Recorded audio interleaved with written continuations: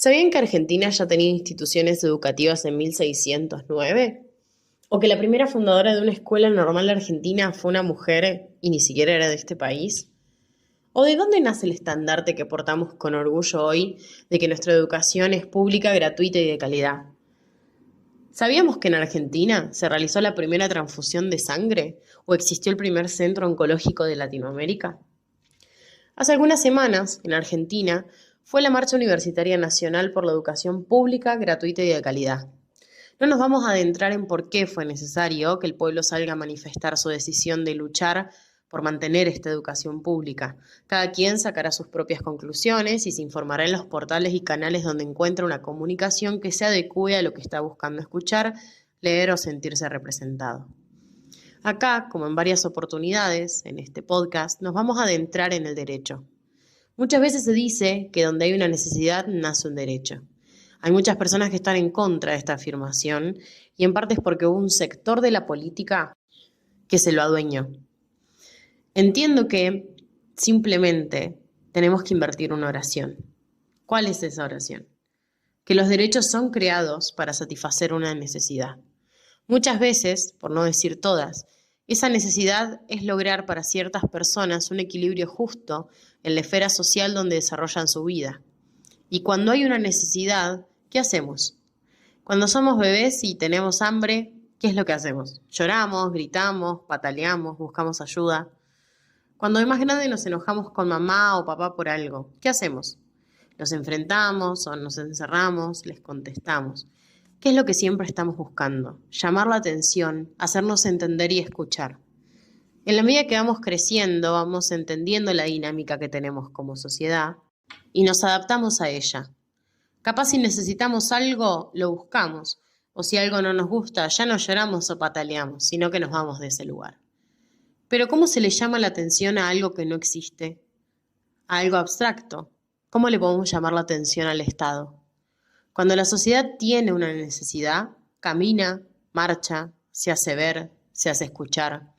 Intenta llamar la atención de la personificación del Estado, usualmente la presidencia. Bienvenidos y bienvenidas a un nuevo capítulo de Puede Pasarte Podcast. Hoy, en el capítulo número 13, la educación pública argentina.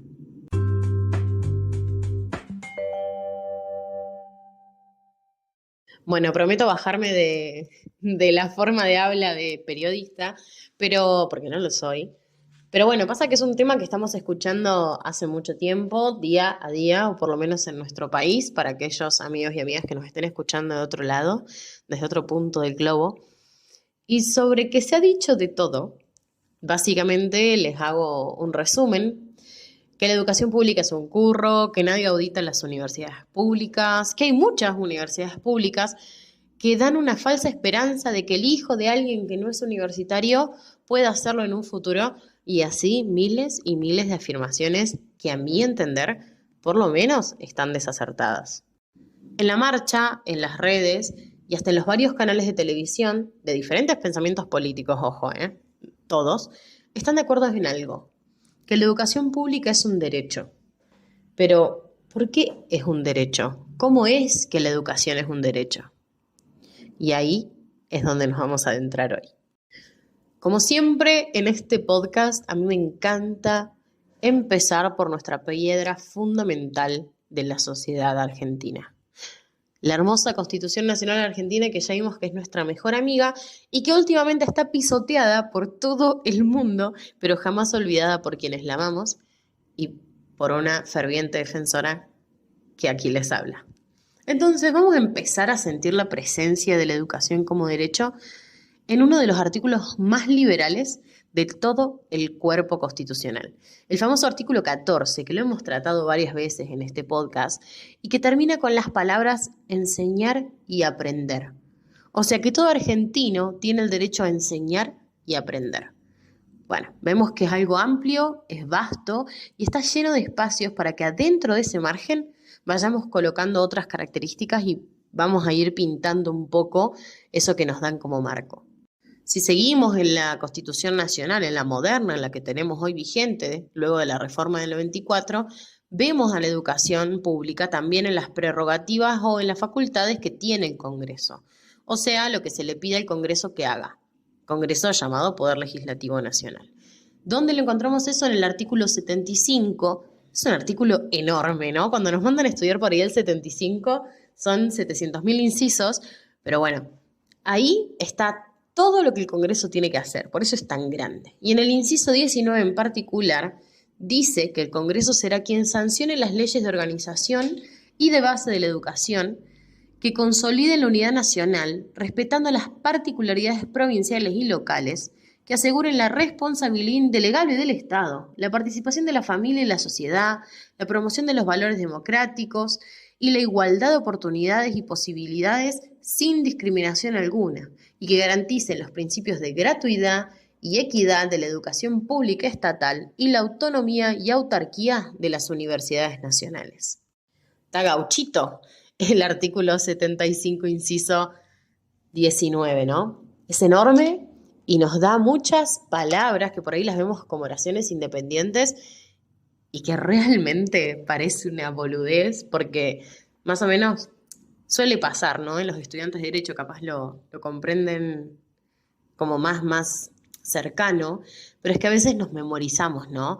Bueno, ¿qué dice el artículo 75, inciso 19? Y bueno, hay que garantizar la gratuidad, la educación pública estatal. Y después, o cuando leemos la Constitución y leemos, siento que no nos damos cuenta que cada una de esas palabras, para que esté ahí hoy, para que nosotros digamos como re levemente que la educación pública es un derecho, pasaron peleas, enojos, debates, revoluciones, vidas que tuvieron que morir para que esas palabras que hoy nos da mucha pereza memorizar como estudiantes de derecho o como estudiantes del cole, o leemos y decimos, qué largo este artículo, qué largo este inciso 19, tuvo que pasar de todo para que eso hoy sea nuestro derecho, sea nuestra base de país. Entonces, como siempre, tenemos que empezar desde el principio y hoy ese artículo ya existe y ya tenemos asentada la educación pública, gratuita y de calidad. Tenemos que volver al principio para saber por qué ese lema es el nuestro. Tenemos que irnos hasta 1609, hiper mega lejos en nuestro mapa. Porque ¿qué había en ese momento en nuestro país? Aunque bueno, literalmente no era nuestro país, sino que era el Virreinato del Río de la Plata, y aunque creamos que nada, como sujetos de hoy en día, en realidad estaba pasando mucho de todo a la vez. ¿Ustedes me creen si les digo que había más de 150 estudiantes en 1609 que disfrutaban algo llamado tener una cursada? Espero que me crean, porque era así. Porque fue durante la época en la que gobernaba Hernando Arias de Saavedra. Fue conocido como Hernandarias y fue el primer gobernador criollo que hubo en el antiguo Virreinato del Río de la Plata, perdón. Ese esfuerzo era casi estatal de que los chicos vayan a clases, porque en realidad digo casi estatal porque no éramos un estado, sino que éramos una colonia, y ese esfuerzo que Hernandarias hizo llegó hasta ahí, porque se vio cegado por un montón de cosas que empezaron a pasar en ese contexto. Pensemos, rupturas políticas de la época, guerras civiles, conquistas, reconquistas, caos, crisis. ¿A quién le importaba la educación de esos 150 pibes que iban a cursar, no? O sea, había quedado hiper lejos en cuanto a la importancia de quiénes eran los que tomaban las decisiones, o sea, de los políticos. Algunos historiadores e historiadoras creen que fue por eso que la educación encontró su espacio y se refugió y se escondió un poco pasando del lado de la religión y dejando a la política del momento. ¿Por qué empezamos a hablar de la religión? Y porque fueron los franciscanos, los dominicos y los jesuitas quienes se encargaron de ampliar y en cierto modo proteger la existencia e importancia de la educación en esa época y también de introducir la idea de que todos debían pasar por una educación primaria. Y acá vamos a hacer un disclaimer, y es un disclaimer bastante heavy, bastante fuerte, y es que es muy importante que cuando nosotros hablamos de este momento, tengamos en cuenta el contexto histórico-social que se estaba viviendo. Porque si no vamos a creer que todo era color de rosas, que hermosos estos franciscanos, dominicanos y jesuitas que venían a proteger la educación pública, Y después vamos a ir a Google, van a ir a Google, van a investigar y van a ver que no estaba todo tan bueno y me van a odiar a mí porque les hice creer que era color de rosas y no. Estamos en una época, allá en el 1609, en la que había esclavos, había comercio de personas, había castigos de tortura, pasaba de todo, ¿no? Algunas personas eran objetos, entonces sí, había un grupo de personas que estaba intentando educar a la población. Eso no dejaba de lado que estén haciendo cosas atroces al mismo tiempo, ¿no? Siempre es bueno ver las dos caras de la moneda que estamos analizando, así que bueno, fin del disclaimer. Ahora bien, vamos a hacer un salto temporal, porque si nos quedamos allá en el 1600 vamos a tardar muchísimo en llegar a hoy y este capítulo tendría que tener parte 1, 2, 3 y 4 y más. Y aunque nos vamos a centrar en la universidad, lo real es que antes de que exista una universidad pública, gratuita y de calidad, lo primero que se conquistó fue el derecho a la educación primaria. Entonces vamos a ese lugar.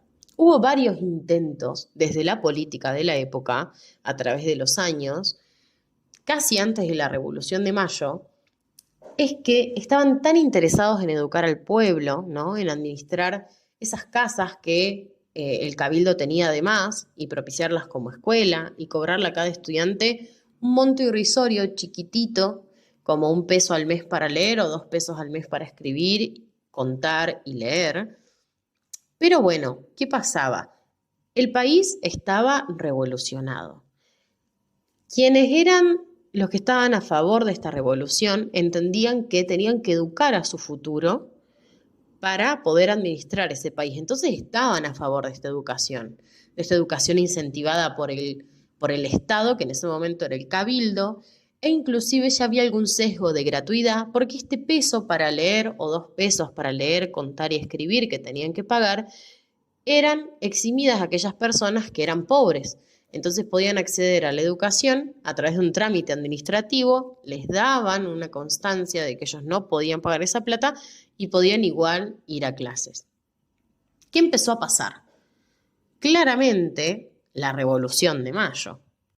Después de todo no vamos a decir una mala palabra, pero después de toda la situación bastante fuerte que vivimos durante la Revolución de Mayo, o sea, el 25 de mayo de 1810, fue después que se volvió a tomar las riendas de intentar aumentar e incentivar políticas educativas estatales, ¿no?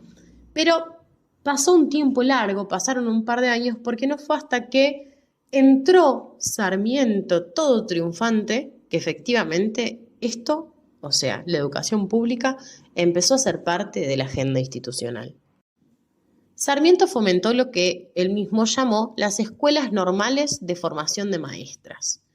De todas, la de Paraná fue una de las más importantes. Y Domingo Faustino Sarmiento no se quedó ahí, sino que implementó además traer a nuestro país, a la Argentina, algo que era muy nuevo en Estados Unidos. Y era ese sistema educativo que tenían vigente en ese momento. ¿Nunca se preguntaron ustedes por qué en nuestro país nosotros tenemos inglés obligatorio desde jardín de infantes y no hay, o por lo menos en muchas escuelas, ¿no?, la posibilidad de elegir otro idioma? Bueno, en parte fue por eso. Porque Sarmiento era un tipo bastante detestable de carácter, como se lo dejó ver en algunas memorias de quienes escribieron de él, e historiadores e historiadoras, y además él lo que quería era que la cara visible de la educación pública sea más moderna, sea más del futuro. Y la verdad que no había dejado nada librado al azar. El tipo eligió mujeres jóvenes que estén en buen estado físico y que en sus palabras fuesen muy atractivas, siendo entonces lejanos a la figura que él tenía de las mujeres criollas, que eran personas lentas, inmóviles, por poco le decía burguesas, y que no podían hacer nada sin su servidumbre. Entonces él quería mujeres independientes que den clases.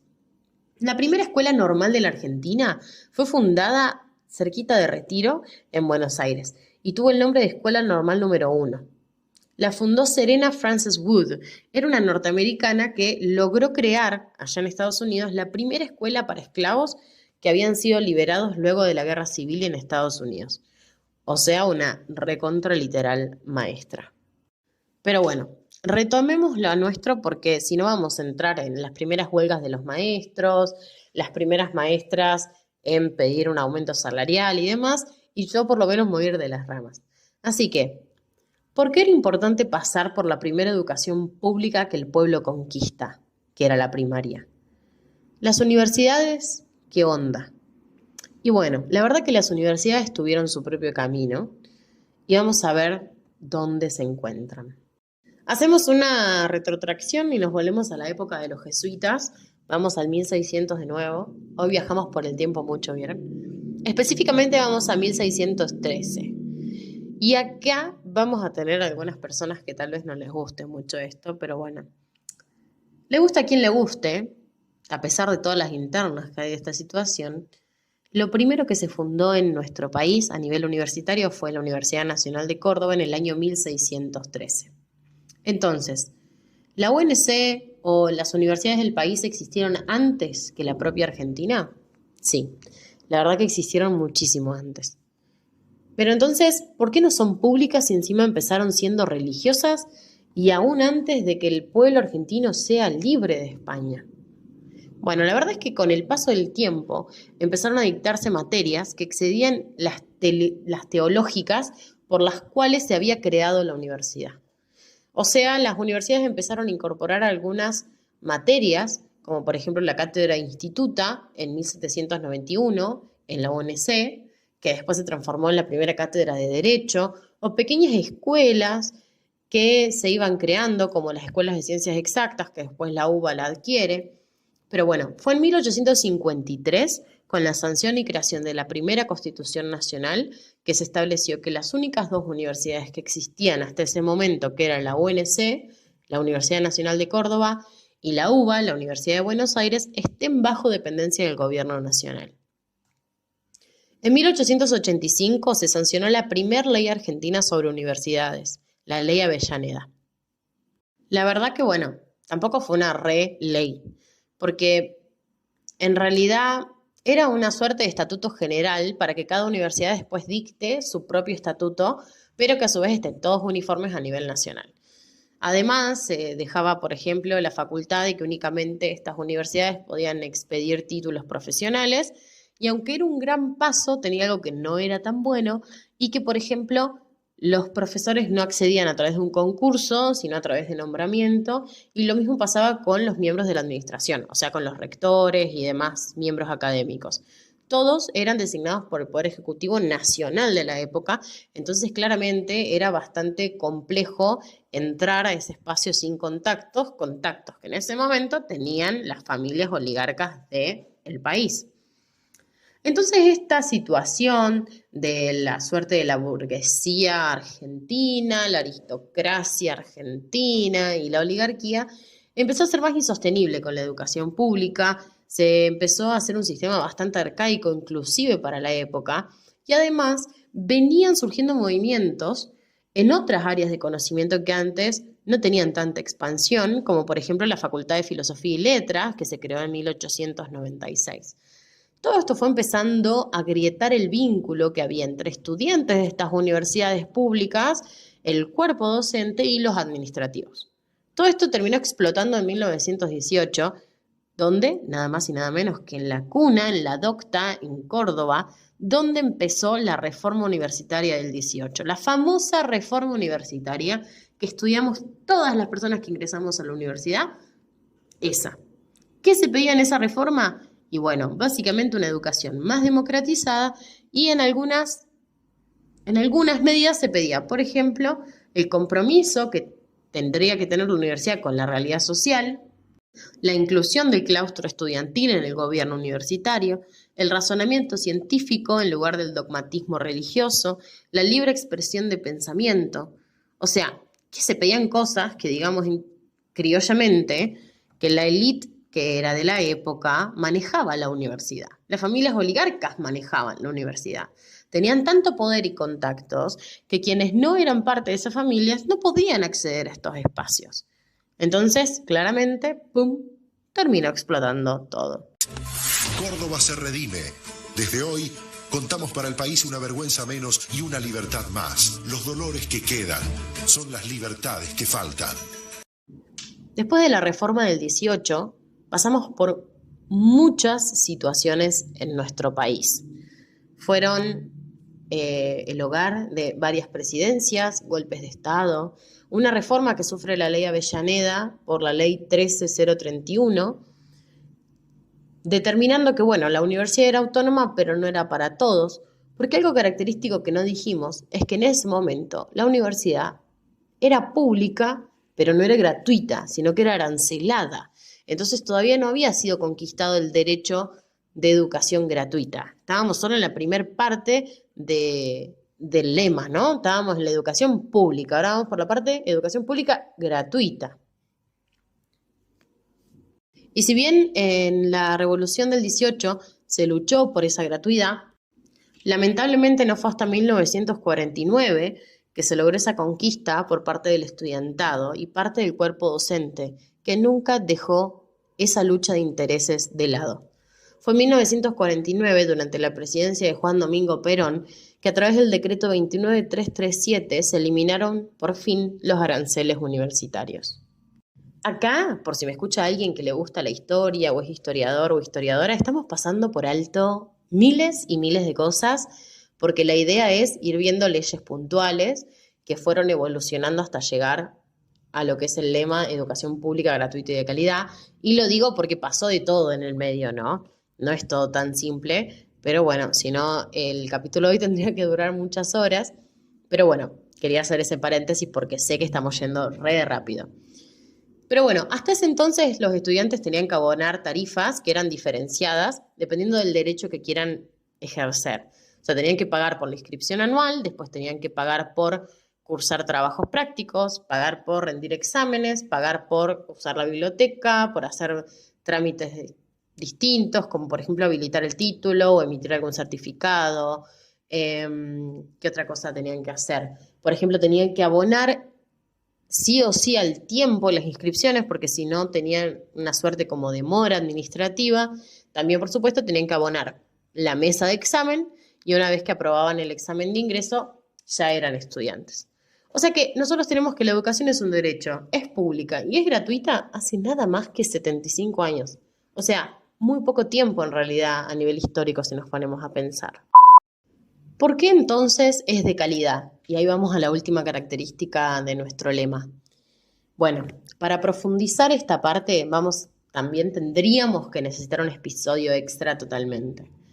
Pero vamos a irnos a algo que tal vez lo sabemos, pero no lo sentimos mucho.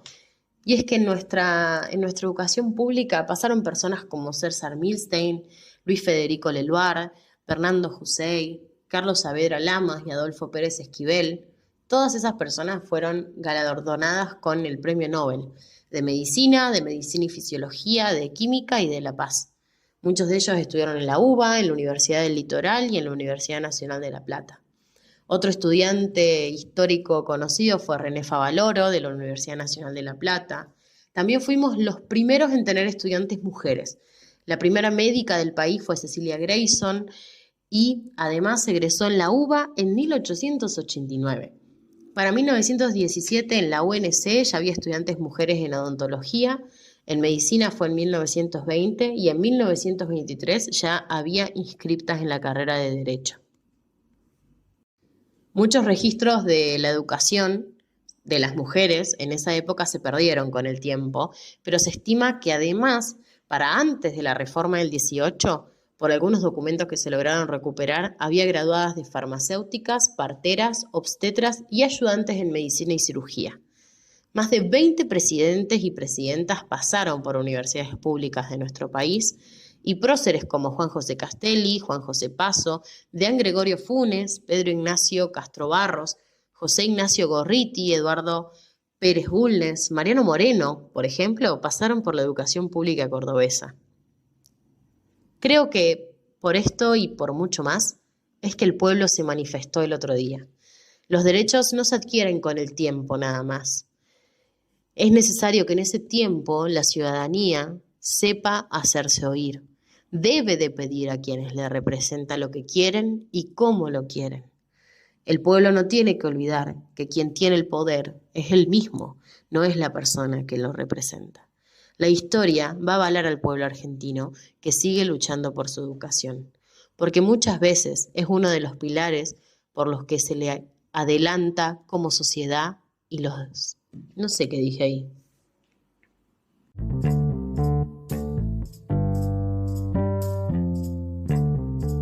Bibliografía utilizada para el capítulo de hoy.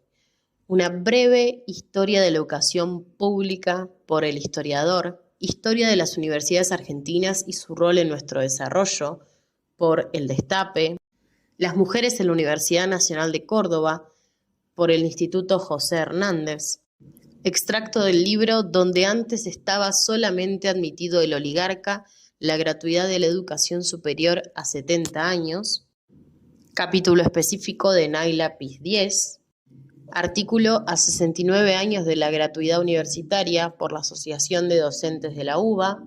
Y por último, la noticia de Infobae, la UBA cumple 200 años, hitos, egresados ilustres y actualidad de la universidad que marcó la historia argentina.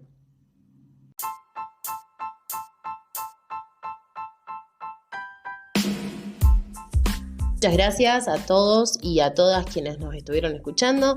Puede Pasarte Podcast es un programa producido por Derecho ATP donde buscamos que el derecho sea apto para todo público. Pueden seguirnos en nuestras redes sociales, @Puede Pasarte Podcast en Instagram.